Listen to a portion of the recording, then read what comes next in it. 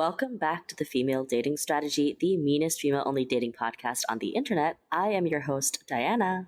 And I am Rose, and I'm so happy to be greeting our listeners here in the year of our goddess 2025. Diana, we made it to another year.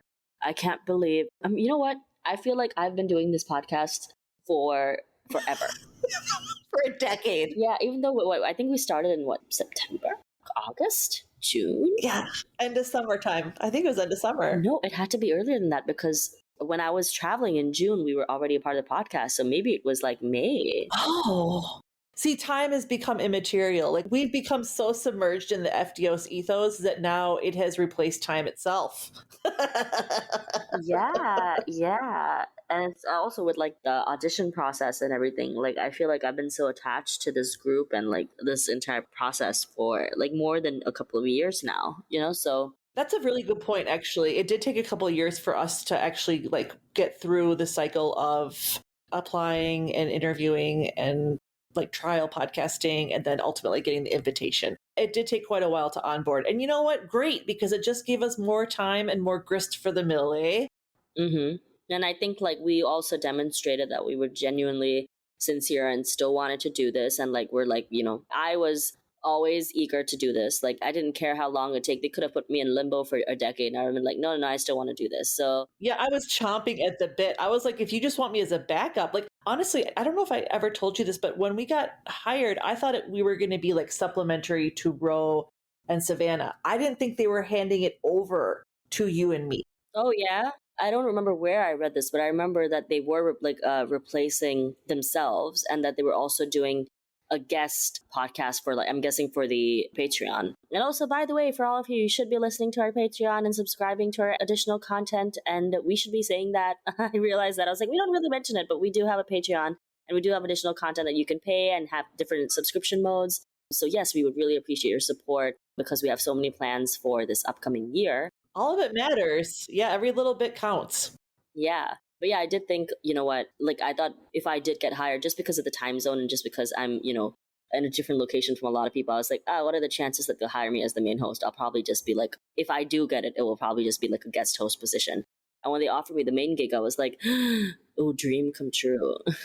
I think I just didn't dare to dream big enough. And like, look at what happens when you do. Here we are, right? And I'm still overjoyed. And, I don't know, Diana, I think you've mentioned before that you cannot access the comments that the listeners leave on like the podcast on Spotify. I have been reading each and every one. They are so welcome. By the way, thanks for all the compliments and the affirmation. Like, honestly, as a general rule, we're getting such wonderful feedback, Diana. Like, they like us. They really like us. And I don't take it for granted because it is a little daunting to come in and follow in the footsteps of, Lilith and Ro and Savannah, who I adore to this day. But, we also didn't want to be in the shadow of them. We also just have to be who we are. And it's really wonderful to see how well it's been received. So, like, Diane and I were talking about this in the pre-episode. Like, we are coming into 2025 with the queen energy that we harnessed to become the podcast hosts in 2024. Yep. And I think that, this year, I think last year was a year of a lot of transformation, positive change, and just like I think I took a lot of chances. I know you did as well. And I think that we challenged ourselves to be like, do new things, try things, even if they're scary, like do it scared. Like we just really embodied that energy of like the newness that we were welcoming into our lives, not knowing exactly where it would lead us, but just having like some faith and belief in ourselves that like whatever that challenge would be is something that we could overcome and that we could learn from. And so I think that this year, yes, it's about maintaining queen energy, but it's also about believing in queen energy, believing in yourself, believing that you are more than capable of change. I think, like FDS at the very heart of the core of our message is about maintaining a growth mindset, maintaining an optimistic mindset. Because if you have a nihilistic or defeatist sort of mindset, I was just having this discussion with someone yesterday, but I was like, you can achieve a lot more by being optimistically, like delusionally optimistic than you ever could being a pessimist and a nihilist and being like, well, there's no fucking point. Because you're not going to attempt something if you convince yourself that I just can't do it. And you're probably going to do more by saying, well, what if I could?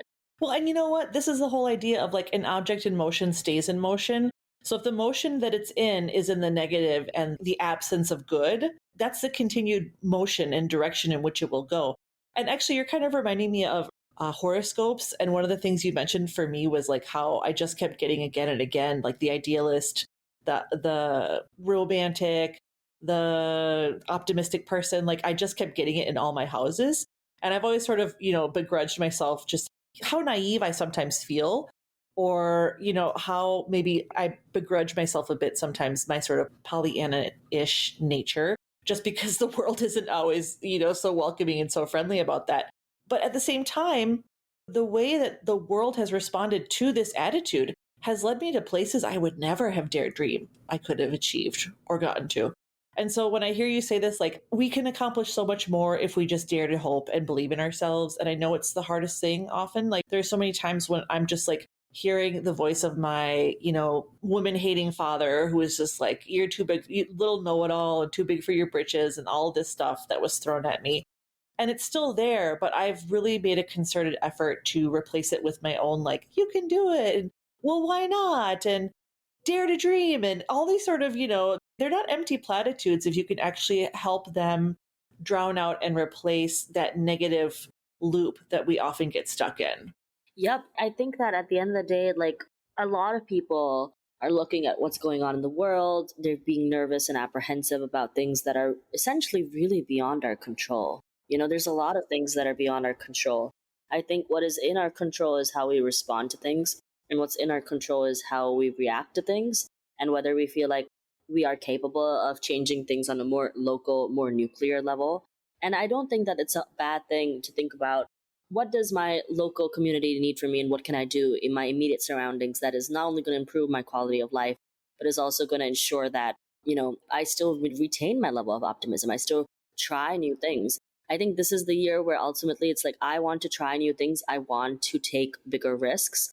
I think that like last year, I started like, I'm basically trying to continue the energy I started last year where I'm like, okay, let's try new things. Even if you're bad at it initially, you'll learn. I think that, now that we've been hosting probably for about half a year, I mean, I'm sure if we look back at earlier podcasts and look at where we are now, I can see a big improvement from how we were then and how we are now. And it's only going to get better. And like, that's the thing, right? It's like the eternal cycle that we were talking about. Like, that's like, I really recommend journaling a lot as a practice to a lot of people, because if you're the kind of person who's like, I've just made no changes and progress in like the last, 5 years since COVID or whatever, having a journal will debunk that for you immediately.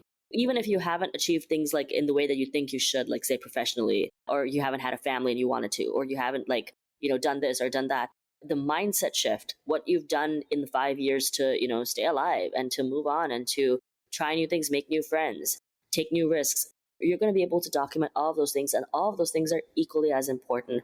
I think we set too much store by like, what am I doing professionally? What does my personal life look like? Because women are told to justify their personal position with the professional or their professional position with the personal. And like, honestly, that's somebody else's problem. That's not our problem. We don't have to internalize what other people's expectations of our lives are for us. I think it's more important to be like, well, am I growing? Do I have a good mindset? Like, have I taken control of my health, my mental health, my physical health, my spiritual health? Have I formed new connections with like-minded people? Have I befriended other queens? Have I taken new classes, new risks, new job opportunities, new like activities, new experiences, travel the world? Like, there's so many things that make your life fulfilling that are worth taking a chance on. And I think that we're so focused on like just how my career is going or just how my relationships are going and whether I have a boyfriend or not, whether I have a husband or not, whether I have kids or not. It's like, these are such unnecessary energies to carry with you in 2025. What is really important is, do you feel that you're growing? Have you adopted a mindset of like, I'm growing and I'm optimistic about my prospects in general?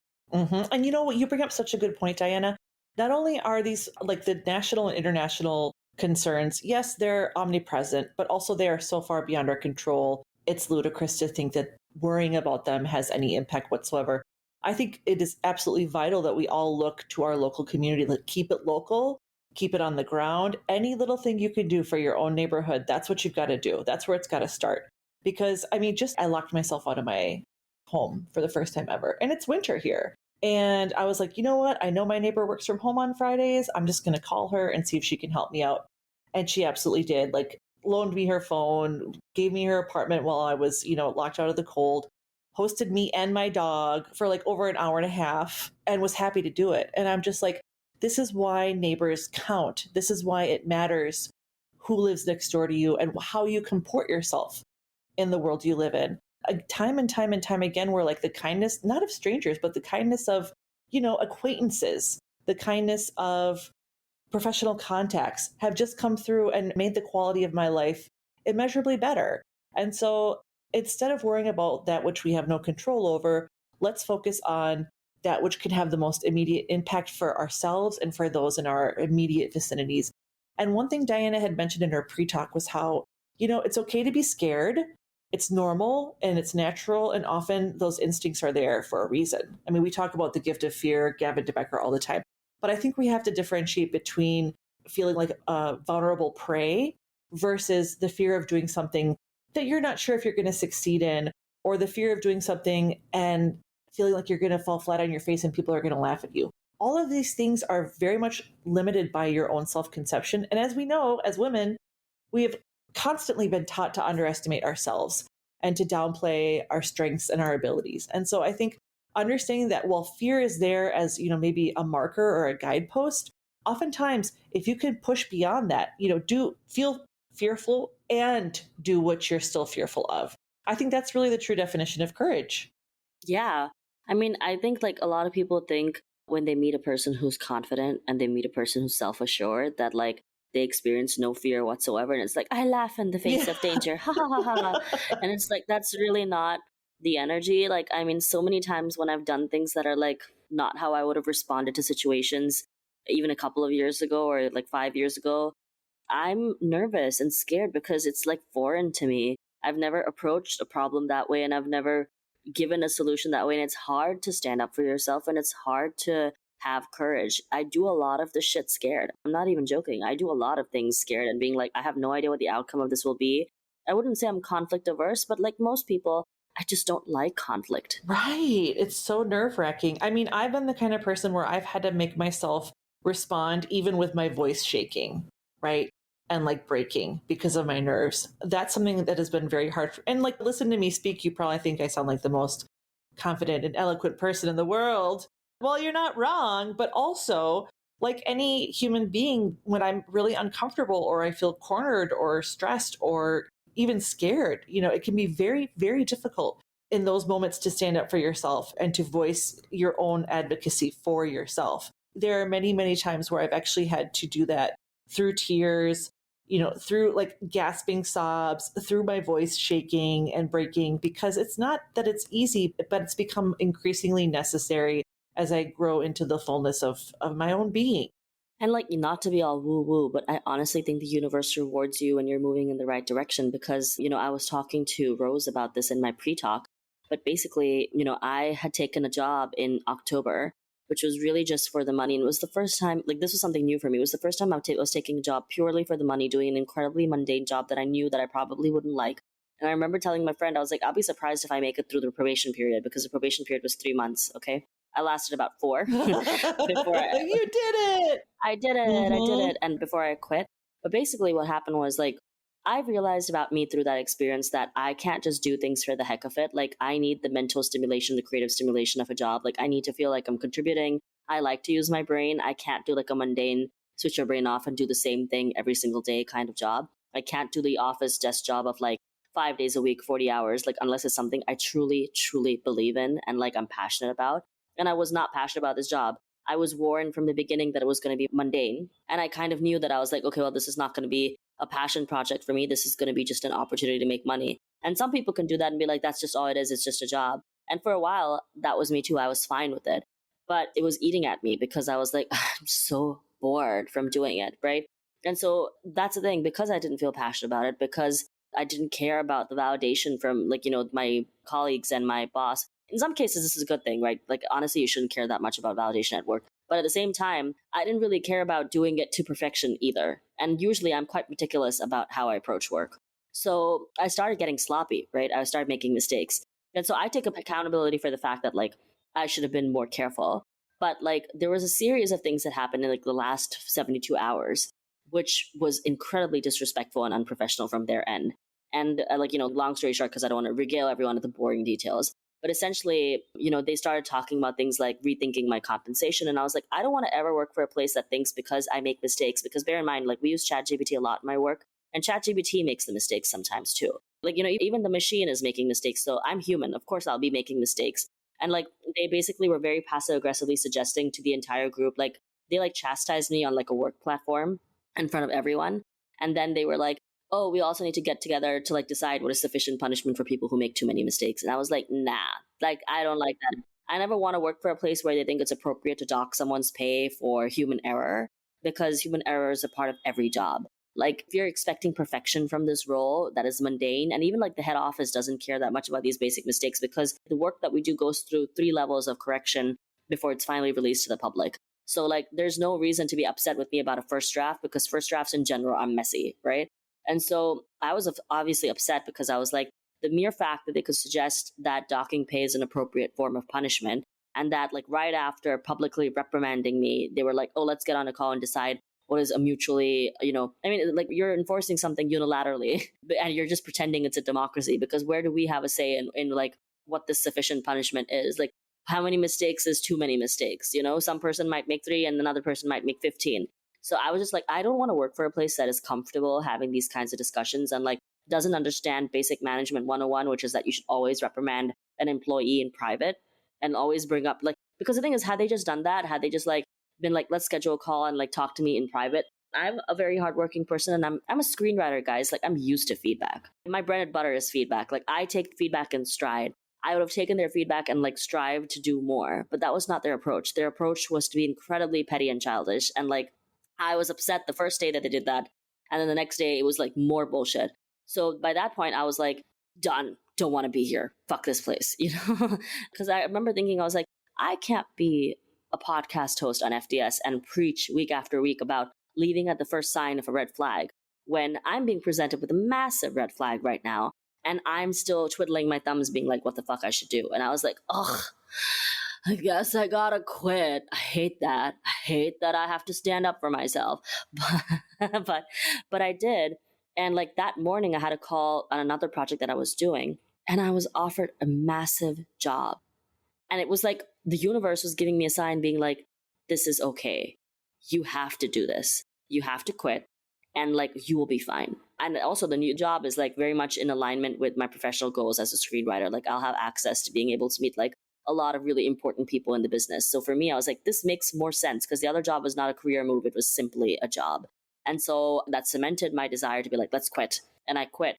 And that was like the first FDS move I made this year. And it was hard because I value work a lot. Even a year ago, when I really needed this job, or a couple of years ago, I would have still had a really hard time quitting without something lined up. Thankfully, I did have something lined up. But even if I didn't, I would have probably still quit, because you have to leave when disrespect is the thing that's being served at the table. And that applies to all aspects of your life. I know we talk about it a lot in the context of dating, like leave when they start fucking up and making these kinds of mistakes. But honestly, this is relevant at all facets of your life. You should not stick around for people to disrespect you. And like, when you do, what ends up happening is it sets a precedent for people to think that's an okay way to treat you. And so for me, the second they started doing that, I was like, okay, no, I'm leaving, because I don't ever want to work for a place that thinks this is acceptable. But I feel like I was being rewarded for that choice, because right before that, I got presented with a much better job offer. So if there's any advice I have for people, I think that just really believe in the universe, like rewarding you for doing what is right for yourself. For me, that was right. For me, I was like, yeah, like, this is my branding. This is my messaging. I tell everyone every week that, leave at the first sign of the red flag. Don't stick around waiting for more. So I can hardly be the person who sticks around and is like, no, this is fine. Diana, it makes me so happy to hear that this is how you're kicking off 2025. I've also had some really interesting developments in these first few weeks of the year, which were things that I, had potentially tried to do in the past and it hadn't worked out for XYZ reasons.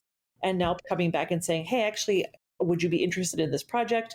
We want to consider you. Would you audition, this and that? And it's like, oh my gosh, this is what happens when you really dare to believe that there's so much available for you beyond what you could even imagine. And this idea of setting precedent for not allowing disrespect on any level, because it's really sort of a domino effect, right?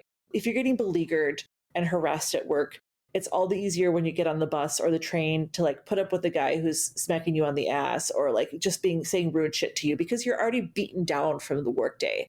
And then you get home, and if you've got a man who, just wants you to put the food on the table and shut up, even though you're visibly sad and distressed from your workday, like, all of this just feeds into, a really nasty situation. But the inverse is also true. The more you demand for yourself, the more you permit only good to come into your world, the better it gets. And this is something that Diane and I in our pre-talk were talking about. Like, it's just been unreal in the last 6 months alone, like in the last year, how much things have changed and for the better for both of us. And I think it is partly just having to have this talk every week. And then the rest of the week, I'm like, am I living like I'm always talking about we should be living, because it's one thing to say it, it's one thing to preach it, it's another to practice it. And so I really am grateful to being a podcast host here because it really does make me sort of have a weekly check in and a come to my own mirror moment to say, am I really practicing what I'm preaching? And I have to say, increasingly, yes. Yes, and you know what? Nobody told me or warned me how hard it is to start practicing what you preach, because I've had to be very careful with this platform because, we are an example to the people who listen to this platform. Like, we're holding the line, like we're the ones who are keeping those firm boundaries because, I'm sure people are like, well, both of them, like, I mean, I'm sure people are like, well, both of them aren't dating. What are they doing on a dating podcast? And I'm like, well, that's very intentional choice. I'm not dating because I don't want to be. I'm not dating because the options are blah. Right. If your options are shit or shittier, like what options are those? If you abstain from eating shit, is that a character flaw on your behalf or is that actually a character strength? Okay. Yeah. And I mean, at the end of the day, I'm not doing something just for the sake of it. We tell everyone on this platform to do things with intention. Intention should be the mantra of 2025. Do things with the intent to succeed, do things with the intent to grow. Your objective shouldn't be, I'm doing something for the sake of it just to feel like I'm participating in society. Who made society the arbiter of anything that's good? Society is a very fucked up place most of the time. You know what I mean? There's a lot of shitty things about society. Like, letting society dictate what you should be doing with your life is a very poor way to conduct your life. It's a recipe for disaster. It's a recipe for misery. Yeah, you realize people are fucking crazy. People are stupid. You're letting the unhinged guide your life and then being like, why do I not feel normal?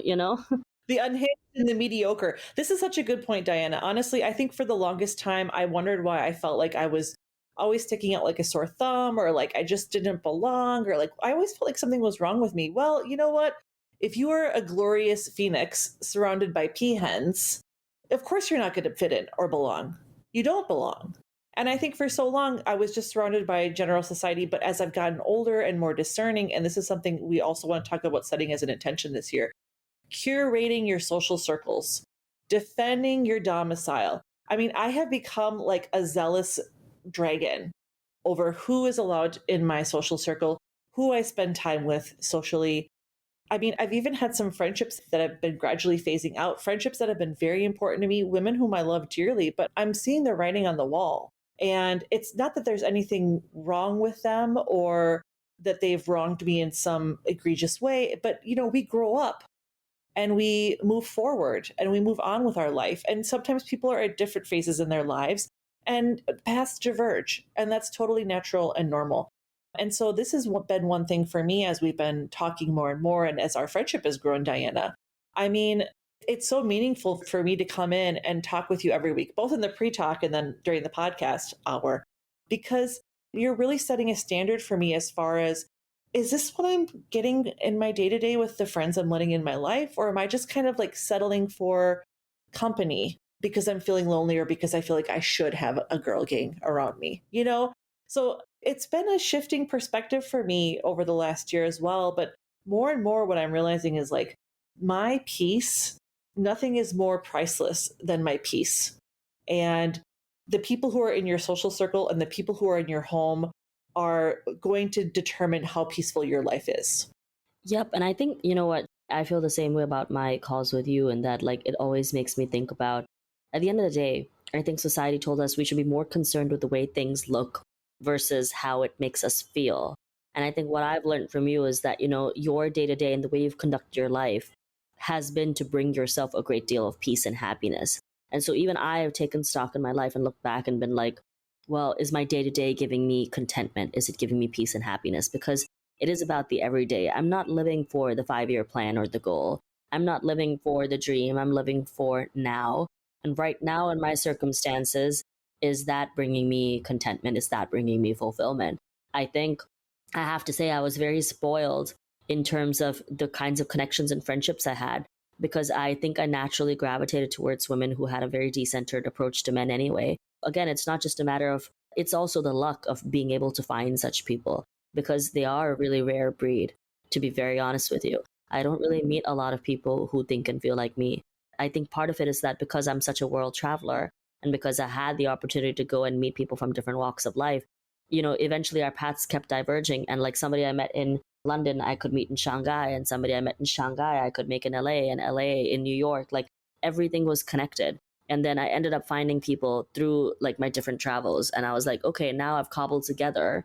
And it's never what you think it'll look like. I think I romanticized the idea of having a girl gang and like all these other things that we're told to like value. But then I realized I was like, yes, I do have a girl gang, but they're not in the same place. I cobbled together my own version of a support system.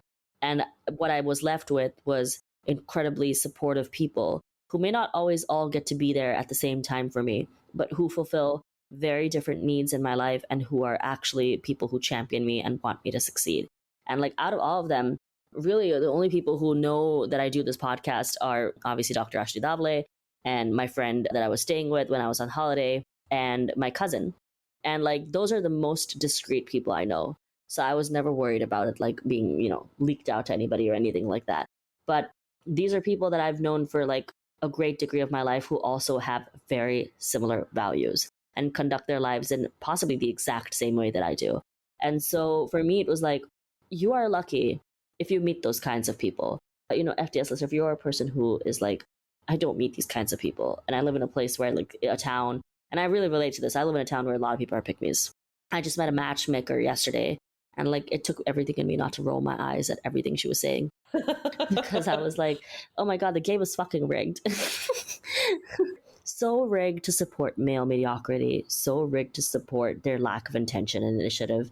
And I was just like, yeah, we have to like, dress up their lack of initiative as like, oh no, they're just like being chill and they're being casual and like everything is not like that deep. And I mean, is it that everything is not that deep, or is it that most people lack depth? Oh, we all just got called to the carpet, and I love it for us. This is so true. Actually, you bring up such a good point, of the many good points that you tend to bring up.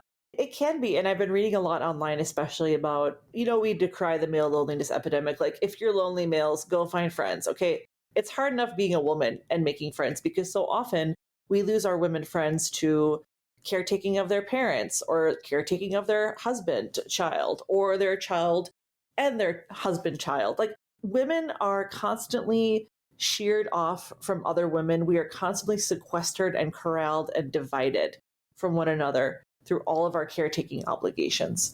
And so the story of my friendships has often been the story of estrangement, because they're wonderful until they're not. And then I might never see them again. I could be friends with them for 20 years and they might just drop off the face of the earth if like their husband has a minor squabble with me over, I don't know, some football team, let's just say. Because oftentimes it's not that the man has an issue with you. What he has an issue with is his wife having a close friendship with you. That's what he doesn't like. And so oftentimes they will divide us against one another. And so I think learning that I have to learn, and I've had to, and I have learned how to be content with a select few people because they are so wonderful and they only create so much of a feedback loop of like healthy, nourishing sort of prosperity as far as friends go. Just like we both prosper together because we're each other's biggest hype person. That's the energy I want for all of us. It's okay. We're meant to have casual friends. We're meant to have acquaintances and friendly neighbors and things like we're not meant to only have best friends. Okay. If you have just one, count yourself blessed. I think we forget that in times past, we were slaves, we were serfs, from sunup to sundown, the labor was backbreaking. And then you'd go to bed because there was no electricity and like you didn't want to light your candles all night because they were expensive, or you'd burn your house down. Like, it is so crazy. We've never had such a time of luxury, although it's such a weird time of contrast with like the paradox of climate change and the rise of fascism. And yet like the luxuries that we enjoy, are unparalleled from times past. The point is, in this world, the only person who can assure your peace is you, yourself, and I. It's me, myself, and I. That's it. It really is because of things like climate change and like this like massive political instability we're seeing in a lot of places where like it's very easy to adopt like the very doomer approach of like it's all going to shit, like there's no point. Doomer. I've never heard that. That's amazing. It is, it's hardcore doomer, you know. And at the end of the day it's like I don't want to be a doomer because, you know, I realized more than anything, I was like, well, logically, if we do have a very finite time, which we would have had anyway, right? Like it's we are not immortal beings, so we are very aware of the fact that like there is an end to our lives. This might be the only gig I get this life wise. And like why would I save what I want to do for something else for another time? Yeah. This might be the only time I get to do that. So make the move, take up the new job, do the new thing. You know what I mean? Like you really don't know that you'll be able to do it again. Like I remember years ago, I had like a professor in New York who was one of my first mentors when I started becoming a screenwriter. And when I told her, I was like, you know, I have this dream of going to LA and having my own TV show and stuff. She was like, do it now. Because when I was your age, that was what I wanted to. But then I stayed in New York, I got married and I had kids, and then it became impossible for me to do that. And I always wonder, like, what if? Like, I mean, she's very happy with her life. Like, she has like a very nice husband and obviously a very nice kid. But she's like, I always wondered what would have happened if I had just taken that chance on myself. Like, my life would have looked so different. So if you're asking yourself that question, just take that chance because your life is going to present you with so many opportunities. And really, what is right or wrong? Like, who knows? Who knows? Who knows whether the other choice would have been the better choice, you know? And who decides, right? Like what's right or what's wrong? My upstairs neighbor is lamenting that her son has dropped out of college. Now, they're both of her sons are very well educated. She and her husband are both very well educated. He's going to be great. He's a wonderful young man. But one thing I was saying to her was like, I started to say, let him make his own mistakes. But what I had to realize was like, just let him make his own choices for good or for ill. It's not necessarily that they're mistakes. And even if they are mistakes, so be it. Like we're human, we do make mistakes. But I think it's more so we have to reframe this idea of like taking chances, you know, making choices for good or ill. We have a finite number of days on this planet. We have a finite number of days that we're healthy on this planet. And I think it's so easy to say, what if? And, you know, it's so easy to equivocate and vacillate until you just kind of talk yourself quietly out of doing things. And I've had such an amazing life full of adventures. And people always tell me, you got to write a memoir. I'm like, I would need a 3-part memoir because my life has been insane. But the reason it's been so fun and crazy and interesting is because I've always lived by the ethos. Like my whole mantra is, why not? Why not take a crazy chance? Why not? Yes. And what means, how do you know it's crazy? Maybe it's the most brilliant idea you've ever had. Like a lot of times what looks like craziness is actually just fucking genius. But the lemmings and the masses aren't going to know that. To them, it's going to look like, you know, sheer madness. But I mean, honestly, like when Einstein was trying to figure out, you know, his M equals MC squared, whatever the hell that is. E equals MC squared. There it is. Thank you. Energy equals MC squared. Like people were like, oh my God, this guy's so crazy. Like, what could he even possibly be thinking? Like, he's so far off the pale and beyond the pale. And then they're like, wait, oh shit, he's right. And he's taken us like 100 years into the future because of like his grasp of physics. You know? I mean, obviously we're not all Einsteins, but why can't we be if we dare to be? At the end of the day, I think it's just like you have nothing to lose. I think this is where it comes back to what we were talking about in the friendship episode early on when we started this gig. Like, I think I'd spoken about how I had to end a friendship with someone last year because, oh, and by the by, I never removed her address from my DoorDash address. And last night I called for food and it got sent to her house instead. So I had to. No way! It was so fun. Anyway, random aside. It was just really funny that I was like, oh my God, why didn't I delete her address? I'm such an idiot. But anyway, that being said, so That's funny. wild. Oops. I was like, oops. I was just, you know, drug cheese. But anyway, it was just funny because I don't really go out that much. But last night I was out like really late. But anyway, point is that at that time, I remember saying that my biggest deal breaker in a friendship is insecurity. And honestly, people who are not making those kinds of changes in their life, people who don't have that kind of growth mindset, people who just, like, I've realized, I mean, this is just the honest truth, and people don't like the honest truth, but I'm going to say it anyway. So true. Some of y'all just like to complain, okay? Oh, Some of you just want a listening ear. You don't want to change your lives. You don't want to you're like, oh, my shit husband and my shit job and my shit life. And it's like, yes, you could make changes to that and like actually improve the quality and conditions of your life, but you don't want to do that. You just want to complain. God forbid. You just want to complain. And so I've gotten very tired of people who just complain. Like I've noticed in the last couple of years, like I complained about some things and then I worked to getting them changed and switched my life around and then like went and did those things. And like I'm talking to some of the same people and realized that in the 2 years that we were complaining about like these things in our life, their complaints haven't changed and they're still complaining about the same things. It still hasn't changed for them because they just wanted like a person to vent at and like monologue at and keep talking about how awful their lives are. So please, in this year, if you recognize yourself as that person, and if this hit home, do not be that person. Find a way to change it. Take steps to change the quality and conditions of your life. Like, don't just be the person who's like, because you know what? As from a friendship perspective, it's very annoying to be the person who has to listen to the same person whine and complain every year. Like, I've developed a distaste for it. So that's the thing, right? When you're moving and you're making big, big moves, the real friends who stay are the ones who are like supportive of that growth and want you to change and improve your life. And they won't indulge the bullshit and they won't indulge like your constant wallowing. They're going to be happy for the fact that you're taking tangible steps to improve your life. The kinds of people who are not your friends are people who are like threatened by your growth, are threatened by the fact that you're making moves and don't want you to leave because that puts them in a position of having to evaluate their own existence and they realize that they're not fucking doing shit with themselves. They're not doing shit. So, this year when we're talking about growth, it's like you have to evaluate your friendships as well because I mean, when I looked around at my friend circle, I was like, every single one of them has such a different career from what I have. But one thing they all have in common is they have this growth mindset and they've all taken steps to improve their lives in different kinds of ways.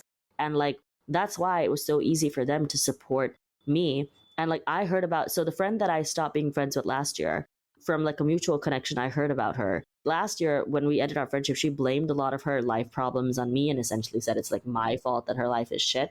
And like then I heard that she had moved out of her house and gotten a new job. Like she moved out of her family home. But my friend was like, it was never going to be permanent because she was still going back to her family home to do laundry and eat dinners. So it's like, even though she had her own house, she was like still financially and like dependent on her family. And like now I've heard she's moved back to her old home, like with her family, the family that she was desperately trying to get rid of like the last year. Again, she spent so much time blaming me for the faults in her life. And what has happened in that time is my life has taken off and she's gone back and regressed back to her old self because the problem was never me. The problem was her. And like when I look at, these days when I hear about people's friendships breaking up, I look at who continues to surround themselves with people they hate or they secretly disrespect. And then I look at the people who move on and end up succeeding in their lives, going and doing the things they said they would and surrounding themselves with people who are optimistic and positive, who really support them, who walked away with a genuine circle and support system and a group of friends, and who ended up staying friends with people who they're in secret competition with or secretly hate. And when I look at her and I'm like, I was never the issue. I knew that, but it's nice being validated to know like, oh yeah, like a year later, my life has changed so much. Like it's like unrecognizable from when we first started doing this podcast together. And with her, it's like her life is the same. Yeah, same old, same old. And I think you're right about like, okay, I understand that complaining can be a bonding activity. Like when people in the Midwest love to complain about the weather, I'm always like, well, it's the winter every year. Don't know why you're complaining about the cold when it's a cyclical thing. Like, at this point, I don't ever want to hear about the weather because to me, it's just a fact of life. It's a force of nature, and I just have to dress accordingly. That's that. There's nothing else to be said. But people can have whole conversations for years about just the weather. And I think this idea of like, it just becomes a habit to complain. You know what? Of all the things I've been, I can say with pride, I've never been a whiner. I've never been a whiner and I've never been a complainer. Sometimes I've wallowed, but that's a personal thing. That's not like me directing it outward. Like complainers have to have an audience, a captive audience that they can complain to.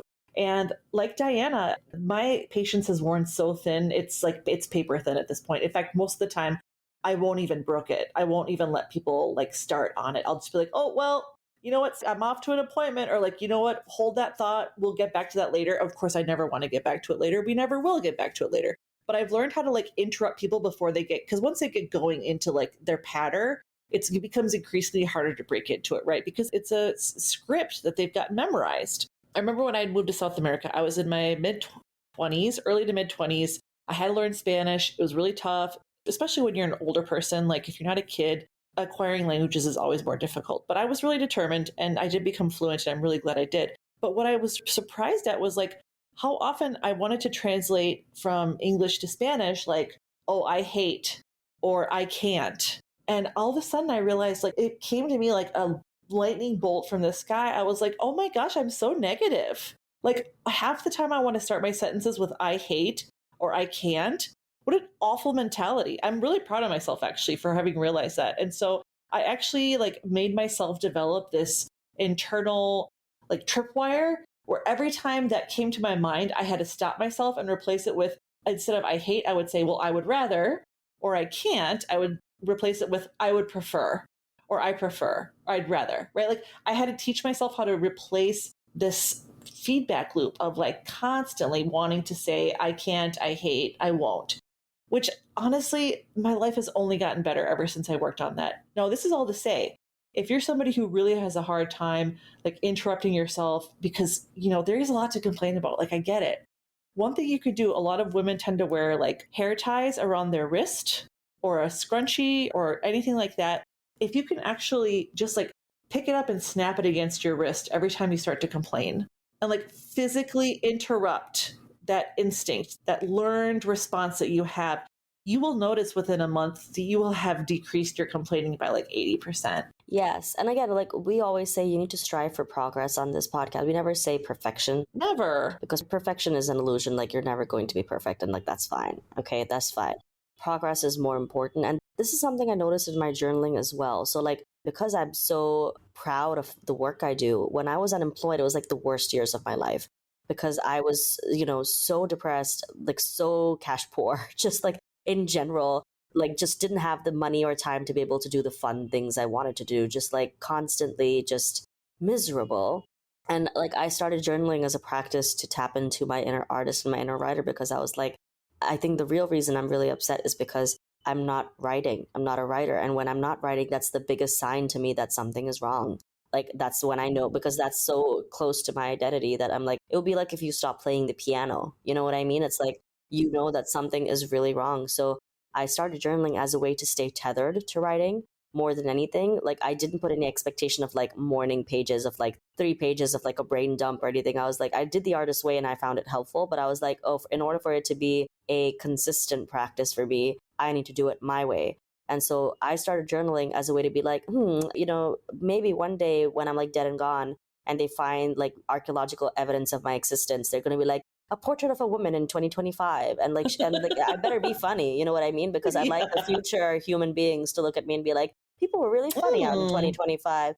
So I started writing as a way to be like my own Bridget Jones. And as I started writing, I noticed, like now when I look back at earlier journal entries versus now, I remember I used to say this a lot. I used to say, I hope this works out. I think this is a good idea. Maybe if this happens, if all goes well. And like, I don't use those words or those phrases anymore. I never say, I hope. I'm like, I know this will be fine. I believe that's going to be all right.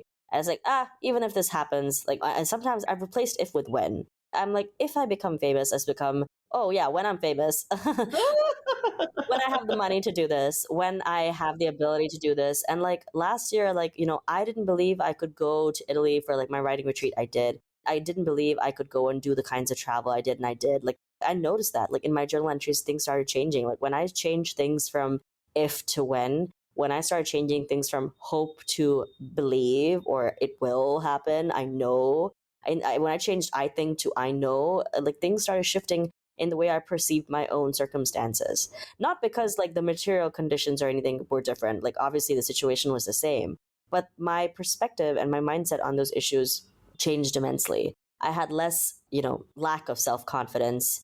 I did not like think that things wouldn't work out in my favor. I assumed they would. I assumed exceptions would be made for me. Like literally, that was one of the things I said in my retreat with one of my friends that I made on the retreat. I was like, things tend to work out for me. I'm a very lucky person. Exceptions are made for me. And she found that really amusing. And she was like, for you, exceptions are made. And I told her about the entire situation I had with work recently. And I told her how I was offered a job literally the same day I decided to quit. And she was like, exceptions are made for you.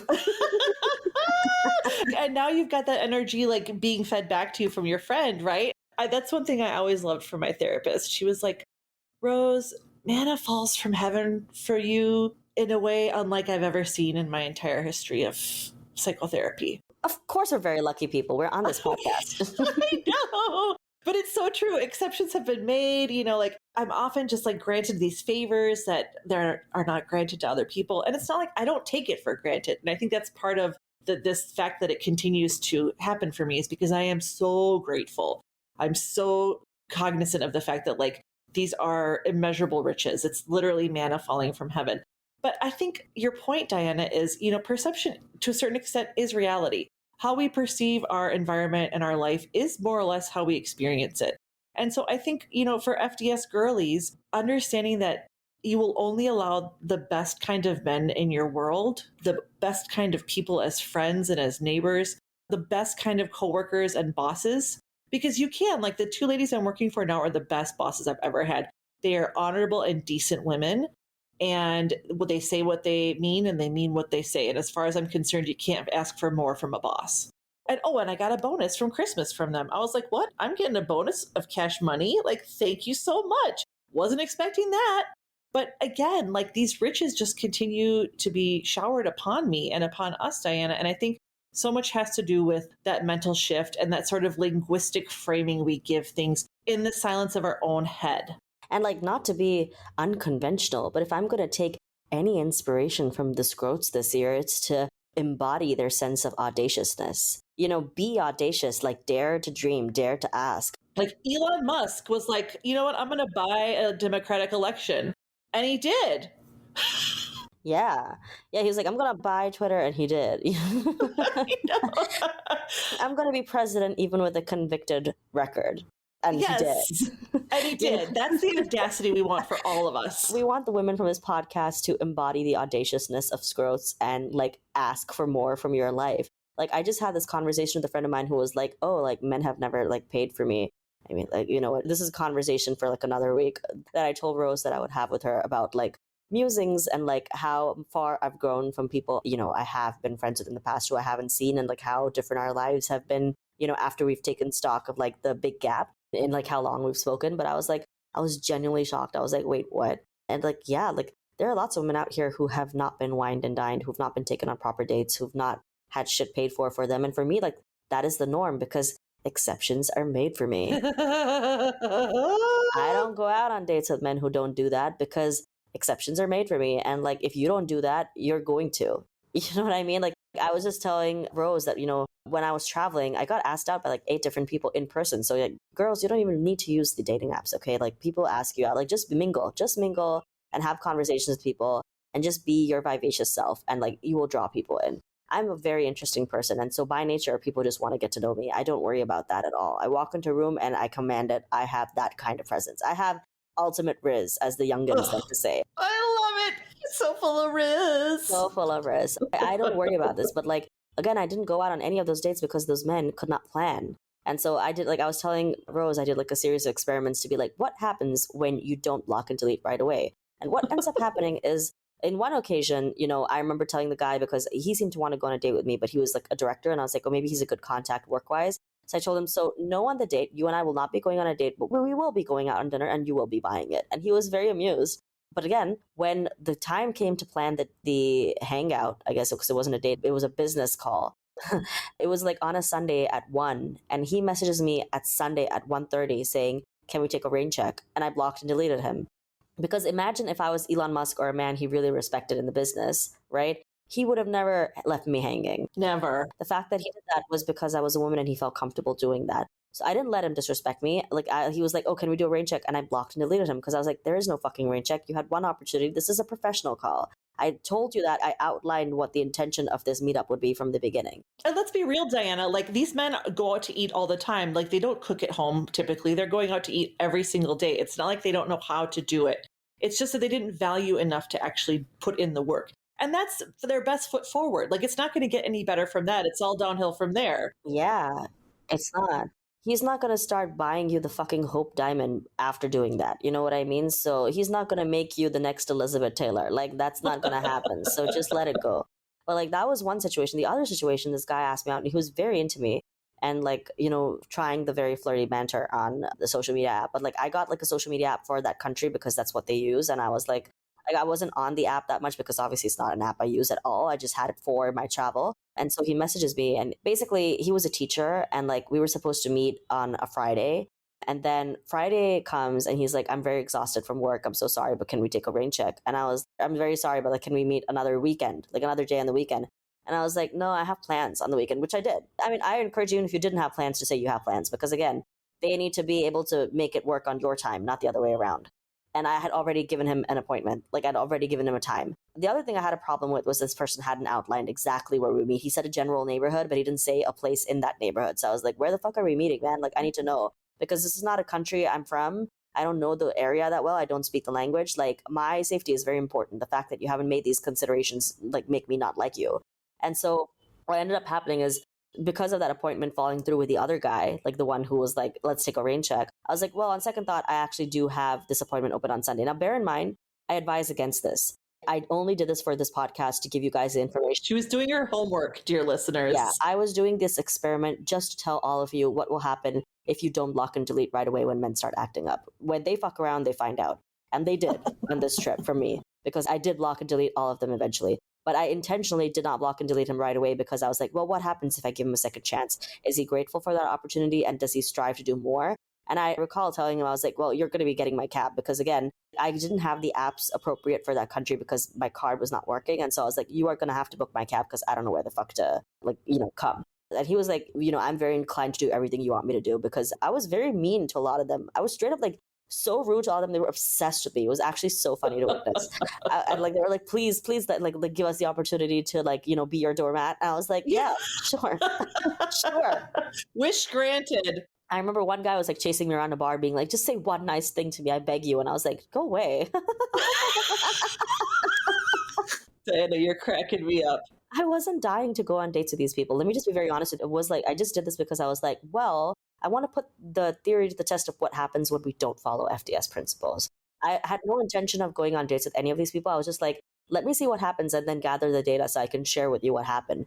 But basically what happened was like, oh, well, you know what? Turns out my Sunday actually opened up. He was like, okay, yeah, let's, plan for Sunday at the same location at 7 p.m. Okay. And again, had no actual location or restaurant for where we were meeting. No plan of like asking me, hey, what kind of food are you into? Or like, do you have any dietary restrictions or things like that? Like nothing, just like, oh, a general location and neighborhood at 7 p.m. And that neighborhood is big, okay? Like that's like saying, let's meet at the South Side. Like, what the fuck does that mean? Right, exactly. I already was like, obviously, no. But then Sunday rolls around, and at 5 p.m., which is like 2 hours before our date, he messages saying, hey, so are we going to meet at 7? And I was like, well, I didn't hear from you all day, so I made other plans. Because that's what he deserved, right? Like, you asked me out. You asked for a rain check. You were extended a second, like, dispensation. Exactly. And you still couldn't manage to get your shit together until 2 hours before you're supposed to meet somewhere with a foreign lady who doesn't know where it is. Bear in mind that, like, it had been a week since he had officially had asked me out. Okay, like he had asked me out around the new year, and like a week later, he still hadn't come back with an actual location. Like, in my view, they should be planning the date from the jump, from the beginning. Like, hey, what's your restrictions like? What kind of food do you like? How far, trying to find a location that is convenient to you, like basically doing everything that's necessary. I was like, if I'm going that far, you're paying for my cab, because the city I was in is huge, okay? It wouldn't have been convenient for me to take. You're not from there. Yeah, I'm not from there, so I'm not. It's not your language. Like, all of the reasons. And just think about this. What do you do when you're getting together with just like a regular friend or even a business colleague? You make sure you know what their allergies are, what their restrictions are, what their preferences are, and then you set a time and a place. Like, that's the bare minimum to be respectful, to like show. Yeah. It's the bare minimum of social decency and decorum. And at the end of the day, I just feel like you're under socialized if you can't plan an appointment. Like, would you do this with a person, like a male mentor figure you actually respect? No, you wouldn't. And so at 5 p.m., he's like, oh, let's meet. And I was like, I made other plans. And I did. I went to a beautiful tea garden and I got a bunch of tea from my family. And like, there was like lanterns, and I went to this lantern festival with my friend, and it was like such a nice trip. And like, here's the contrast with, I met like another FDS aligned queen when I was there. And like, we made plans. So like, I told her, like, she was like, we both will be a lot more free after the new year. So after the new year, I hit her up and I was like, let's meet. And she was like, okay, I'm free tomorrow. Do you want to meet tomorrow? I was like, yeah. How about after 1? Knowing that, I sleep in a lot. So I was like, yeah, for after 1 is definitely doable. She's like, cool. How about 1 o'clock at this place? And I was like, great. Guess who was at 1 o'clock? Like, see how easy that was? We planned to meet the next day. She gave me a time and location. She showed up to set time and location. And like we were chatting so much, we lost all track of time. We were at that venue for like 5 hours. And then she had like a sound bath to get to, and she was like, I can't believe how much time we spent together. And like, this might be the best date of my life, this friendship date.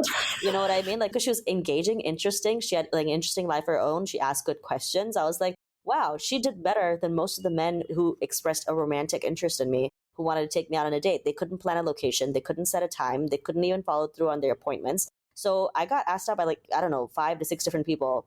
I don't even remember how many now, because I was like, no, like after I saw what they were actually capable of, I was like, no to all of them. And I wasn't really attracted to most of them, so it was fine. I mean, even if I was, I would not have tolerated this behavior. You know what I mean? But with the two of them, I was like, well, I want to see what happens if I do indulge them, knowing, of course, that I was never going to go. And this is what happens.